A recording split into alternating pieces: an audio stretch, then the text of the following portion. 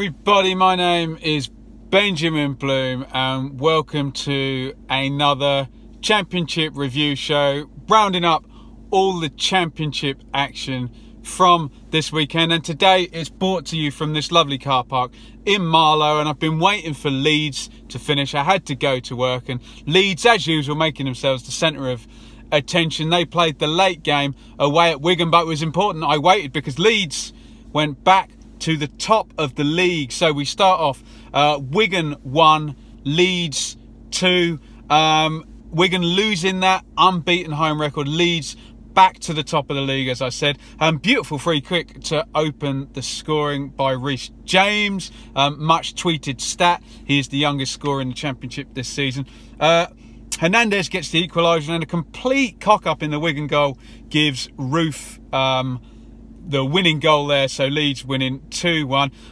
Leeds go back to the top. Roof and Hernandez are making a big difference for Leeds. I think Roof came back in the game against Blackburn, but they both came back, started in the game against Ipswich. I was there. Hernandez got 2 assists. Roof got a goal in the next game. Roof gets another goal today. Hernandez gets a goal and Roof gets a goal. They seem really key players, and it seems like Leeds might have sorted themselves out a bit now after this bad run.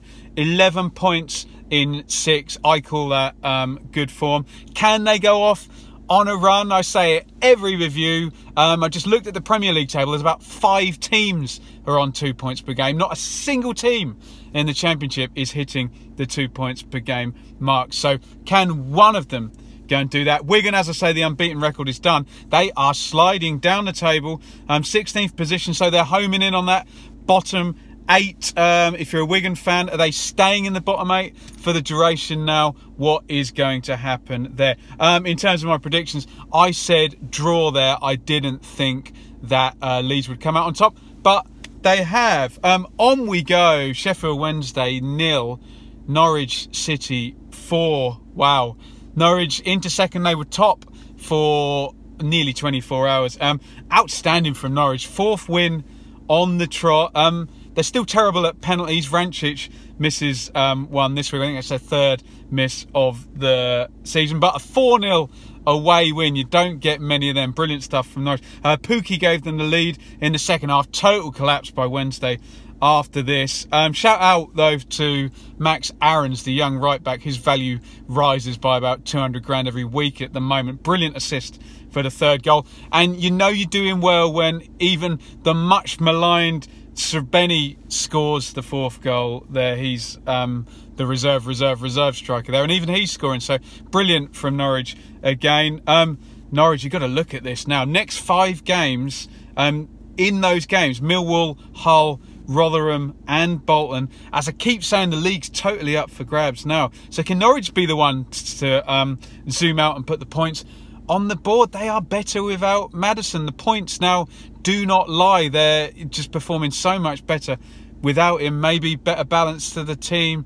More people get involved. Norwich fans, let me know what you think. Wednesday, horrible run. This now 4th defeat on the trot. And I saw a tweet today saying Mick McCarthy is interested in the Wednesday job. He's pimped himself for virtually every job. He's kind of just waiting there like the Grim Reaper, ready to take over somewhere. Would you like old Mick? There you go. Steel City Derby this Friday. I'm going to be there, which I'm really excited about. And I have to give a shout out to fellow YouTuber Nick Ingrid for sorting me out a ticket for that. Quite hard to get a ticket for that one, but really looking forward to that. I think this might be bottom 3rd for Sheffield Wednesday, the way it's going. It looked like playoffs a while back, but maybe they got a few teams at a good time and took advantage. Certainly looks that way now. I said away win. I was correct. My first one there. Forest 1, Sheffield United 0. Sheffield United get to the top again and drop straight off there, as most of the teams that have gone up. Grabban with the only goal. He's in great form. 9th goal in 10 games in all competitions there. Forest are in decent form. They can match Leeds 11 points in 6. Surely they need to now solidify one of those top 6 spots rather than keep getting in, dropping down, getting in, dropping down. Sheffield United, it's always with Wilder, it's the lack of draws. That's the biggest strength and the biggest weakness. They'll always put points on the board fast, but they do like a defeat once they get up to the top. as I say, going to the Sheffield Derby this Friday, really, excuse me, looking forward to that. And they will fancy a win there. And it's the Friday night game, so that will put them back top and put pressure on the others. I said away win. I'm just desperate for one of these top teams to go away and, you know, prove themselves and set the standard a bit higher at the top there. So I was wrong with that one. Stoke 0, Borough 0. Row at V Pulis ends in a 0-0. Surprise, surprise. Good performance from both defences, especially Butland in the Stoke goal, particularly from the highlights I saw. Borough could have gone top. As I keep saying, nobody wants it. And we're still wondering whether they've got the balance between their brilliant defence and their not so great attack. Now, not scoring enough goals at all to get top 2 at the moment. Stoke down in 15th. Again, 11 points in 6th. The third one I've mentioned like that. If they keep that up, they'll drop into that 8th to 12th spot and maybe be ready to make a challenge there soon enough. What did I say for that one? I can't remember. I haven't written it down on my thing. I suspect I predicted a draw for that one. So, yeah, I'll give myself a pat on the back. Check back my prediction video. I'm not prepared for that. Derby 3, Birmingham 1. Derby were prepared for Birmingham. And all the narratives played out here. Derby get the win. Jutkiewicz scored again, 8th time in his last 7. Marriott scored again, 6th time in his last 9. And everyone loves Frank Lampard. So the universe of narratives all playing out properly there. Derby looking really strong. 12 points in 6 for them. Nice squad depth as well. I think top 2 challenge for them might well be coming now. I'm taking them quite seriously. Birmingham have got to be happy. They went on that run of not winning at the start of the season. They've been brilliant since then. Superb run, clear identity, strikers scoring, wingers playing well. And Hull at home next week. They should be looking to bounce back and keep on that good form. Got to be a round of applause for Gary Monk rather than any disappointment from Birmingham. That said, I did say home win, so I was right. That's either my second or third one correct, depending on the old Borough Stoke result. Hull 1, West Brom 0. Hull totally replicate last weekend. They win, they keep a clean sheet, and Fraser Campbell scores the only goal. So complete repeat there. And out of nowhere, 2 wins in a row for Hull, and that is what you have to do when you're down the bottom. Stick 6 points on the board, and it looks completely different there. They've now joined the teams above them and left Ipswich, I was going to say high and dry, low and dry at the bottom there. Good news for Hull as well. Looking at their results, when you look at the mini-league at the bottom, they've already beaten Rotherham, Ipswich and Bolton. That bodes well for Hull going forward, I think. West Brom in a horrible run here. Big test for Darren Moore. The goals of Rodriguez, Barnes and Gale that I was so excited about, say, 5 weeks ago, they're drying up. No wins, 3 defeats in the last 4, and all the way down from top, dropping down into 7th position there. Not great for West Brom. I said away win. I was proven wrong on that one. Blackburn 1, QPR 0. Blackburn into 8th. Dak with the late penalty, 9th of the season for him. Ends Steve McLaren's brilliant streak he was on with QPR. Blackburn are so steady in and around that bottom of the top 8, top of the middle 8 there. That's where they're operating. I'm sure they'd be happy with that. It just depends on the Dak situation, because I think they had the bid from West Brom at the start of the season. I think they're going to have some challenge to keep him in January. QPR again, they're in the Birmingham situation here. After the start, they had a great run, totally reset everybody's perception of them now. They're going to be taken much more seriously. They're much more solid. They're much harder to beat. They've got a bit more strength and challenge with those 2 guys for that one position up front. Eze playing well. Freeman, Voslek, and I've forgotten who else is. Oh, Eze, yeah, in that little 3 behind the front there. So well done, McLaren. He's completely kind of changed the perception of QPR in, say, 6 or 7 games. I said draw. I was wrong again. I'm not having a good week this week. I tell you who did have a good week. Rotherham 2, Swansea 1. Rotherham move up to 18th. This win just changed the narrative so much. I was moaning for Rotherham, saying, look, you went from getting these home wins and they just draw in all the time. But you add those away draws they've got at Preston and Borough. You add a win to that, and all of a sudden you say, look, Rotherham are in good form. I can call that 1 defeat in 6. They were 0-1 down at half-time. That combination again, James and McBurney. James is in great form here. He's got 3 assists in his last 3. McBurney 3 in the last 2. I still would say McBurney is a 10 and might do his best work when Bonney gets fit. 2 penalties from Manning, 79 and 87. Priceless home win. But it was one of those weeks where a few teams won and lots of teams picked up points down the bottom there. Really important one for Rotherham. They're becoming harder to beat, projecting 48 points. If they can replicate this first sort of 16 games, they should survive on...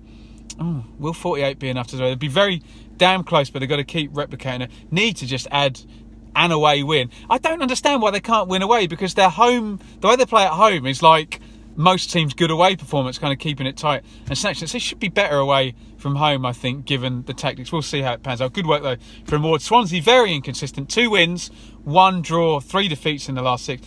They seem to be vulnerable when they're favourites in games. Doesn't seem to work out well for them. They seem to tighten it up when they play against teams who are above them and like get draws. But you know, they've lost to Rotherham and Ipswich in this 6, so interesting. That said, I saw an interview with Potter that said Bonnie and Montero possibly back for Bolton next week. That will make a huge difference. I said draw. I was wrong. Probably the game of the day here. Reading 3, Bristol City 2. Great win for Reading, typically for them on the day that Rotherham and Hull also won. So important, but it would have been nice for them to gain some ground. They didn't. Similar, though, to the win against Millwall, where they were clinical. 8 shots to Bristol City's 21. I think it was 9 to 27, and they found the 3 goals in the Millwall game as well. They took the lead through Maite, and he's got 4 in 4, and that can be vital when you're down the bottom, just to get that guy who's going to stick some goals on for you. Good form from Maite. I remember seeing him, I think, further back in midfield, so he's moved forward there and certainly solved a problem there for Paul Clement. Maite gave them the lead. Pack with an equaliser. Lovely assist from Hunt there, the right back. Kelly gives them the lead. Superb long ranger. And just like when I was at Reading v Norwich, they then immediately concede the goal. So that's off centre. But they did come back. Bakuna gets the winner on 66. But Bristol City did hit the post and come close later in the game. Excuse me. So Reading have picked up those 2 wins in the last 6. They've lost all the other ones. And I hate to say it, those 2 wins did look a bit fortuitous when you look at the stats, conceding loads and loads of chances. So Reading fans, is that sustainable, the way you've won those 2 games, because you've lost the other 4 of the last 6? Reading won't care if they go through the season getting wins like that. You just got to get the wins and put the points on the board. So that bodes well in that respect, but I'm a little bit wary still for Reading. Bristol City, so inconsistent under Lee Johnson. The streaks are getting shorter as well. We had 4-game and 5-game streaks. Now we've got a 2 wins and 2 defeats straight away, as opposed to the 4 or 5 we used to. Underperforming, I would say, there, Bristol City. I said away win. I was wrong. Again, Brentford. Finally, Thomas Frank gets a win here. Brentford 2, Millwall 0. Would have been 4th defeat on the trot. He'd lost his first 3 if Brentford had have lost. Canos and Watkins, and Mopai puts 2 assists in. Get this, brings his total of combined goals and assists to 17. I think he's got 11 goals and 6 assists. Brilliant work from Mopai. I was one who criticised him, said, oh, it's easy to play up front for Brentford the way they pass. You just score a load of 6-yard boxes if you play there. But he's got the assists as well to add to that. So good work from him. Brentford first win in 10. Big derby with QPR coming up. That must be aware if they were playing at home. Can they now move back to they were in the first 8 games, where they had 4 wins, 3 draws and only 1 defeat? Brentford fans will hope so. Millwall, I thought they'd got going. 3 wins in 4, but the caveat again, and like what I said about Reading, there is caveats to these wins. They played Villa with no manager and Ipswich with no manager. They got Bolton at home next week. Big game for them. A chance to add another win. Have I said that Bolton are playing 2 different teams next week? Sorry, I must be wrong about one of them. I said Bolton were playing Swansea, and also said Millwall were playing Bolton. Check that out. I'm probably wrong about, well, I've got to be wrong about one of them. Bolton can't be 2 places at one time. So moving on. Oh, sorry, I said draw in that one. Brentford got the win. I thought Millwall might get something there, but Brentford get the win. Wrong again. Villa 2, Bolton 0. Villa move up to 14th position. Bolton down to 20th.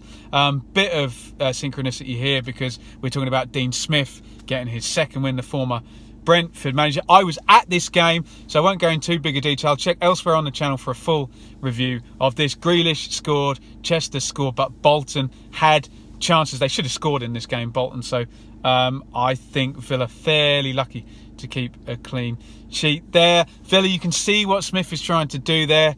not quite getting it all the players there. A few of the back four struggling to pass out, but the defence has tightened up. Bolton are in trouble. They need to be more clinical in front of goal. I didn't think they played badly, and I think the instructions seem pretty clear. They seem to have threat out wide with Buckley and Noon, but absent goal threat is going to cost them, and they are slipping down the table, still trading off that brilliant start from them. I said home win. That's either my third correct or fourth correct. I think, let's say it's my fourth correct there. From the predictions. And finally, I wasn't at the Ipswich game. I was otherwise engaged this weekend with some alpacas, which was lovely. Ipswich won, Preston won. Paul Lambert's first game in charge. He picked all the experienced players that were still there that finished 12th last year. Sears gives Ipswich the lead on 45 after Maxwell takes down Roberts. Paul Gallagher comes in on 72, scores a free kick on 73, and then has to go in goal on 75 after a silly tackle. Maxwell rushes out and takes a second yellow card for taking out Caden Jackson. He made one good save, actually, Gallagher. It was going down the middle, but when you're not a goalie, if you tip anything over the bar, that's a good save in pro football there. It's all very fun in training, I'm sure, but bigger deal when you do it in an actual game in front of an audience. So Ipswich, still no home win, but some cause for optimism, I guess. The team were a bit tighter, a bit more combative. They scored a goal. I think the front three played closer together, and the midfield were less powder puff than they have been, sticking three bodies in there. Some positives, and the crowd were going, and I think Lambert was a bit more active on the touchline than Paul Hurst was in his short reign there. So I'm looking for positives for Ipswich there. Big game away at Reading next week for Ipswich. Preston, they're moving in the right direction, 10 points from 6.